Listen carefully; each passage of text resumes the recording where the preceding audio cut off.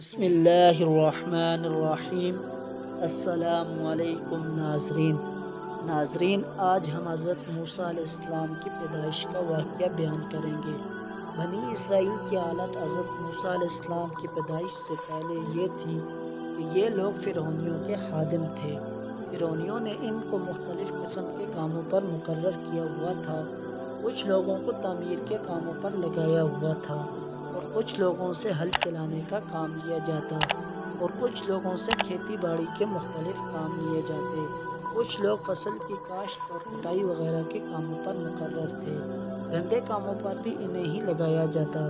بنی اسرائیل کی عورتوں سے اس طرح کام لیے جاتے جیسے لونڈیوں سے کام لیے جاتے ہیں، یعنی گھریلو تمام کام ان کے سپرد ہوتے۔ اللہ تبارک و تعالیٰ قرآن پاک میں ارشاد فرماتا ہے، ترجمہ: اور ہم نے موسیٰ کی ماں کو الہام فرمایا کہ اسے دودھ پلا، پھر جب تجھے اس سے اندیشہ ہو تو اسے دریا میں ڈال دے، اور نہ ڈر اور نہ غم کر، بے شک اسے ہم تیری طرف پھیر لائیں گے اور رسول بنائیں گے۔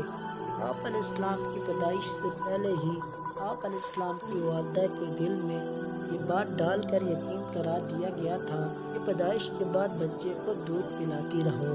جب تمہیں فرعون کے جاسوسوں سے خطرہ لاحق ہو یا بچے کے رونے وغیرہ سے پڑوسیوں سے تمہیں خطرہ ہو تو بچے کو دریا میں ڈال دو، ہم اس بچے کی حفاظت کریں گے اور تمہاری طرف لوٹا دیں گے اور اسے رسول بنائیں گے۔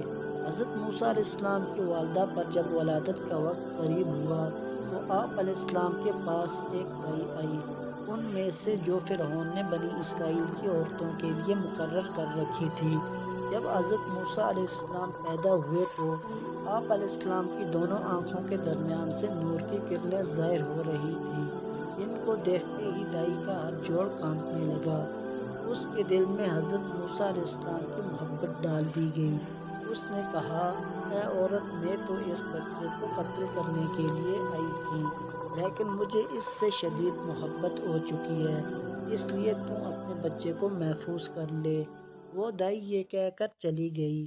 اتنے میں فرعون کے جاسوس آپ علیہ السلام کے دروازے پر پہنچ گئے تو حضرت موسیٰ علیہ السلام کی بہن نے جاسوسوں کو آتے ہوئے دیکھ کر کہا، اے ماں، فرعونی آ رہے ہیں۔ آپ علیہ السلام کی ماں کو کچھ سمجھ نہیں آ رہا تھا کہ کیا کرے، ہوش و حواس جاتے رہے۔ بچے کو ڈر کے مارے کپڑے میں لپیٹ کر جلتے تنور میں ڈال دیا۔ جب فرعونی آپ علیہ السلام کے گھر میں داخل ہوئے تو جلتے تنور کی طرف تو وہ نہ گئے اور گھر تمام چھان مارا، کوئی بچہ نظر نہ آیا۔ جب فرعونی آپ علیہ السلام کے گھر سے نکل گئے تو آپ علیہ السلام کی والدہ کو ہوش آیا اور اپنی بیٹی سے پوچھا کہ بچہ کہاں گیا، یعنی آپ علیہ السلام کی والدہ کو یہ بھی معلوم نہ تھا کہ بچے کو کہاں ڈالا تھا۔ بیٹی نے جواب دیا، مجھے تو کچھ پتہ نہیں۔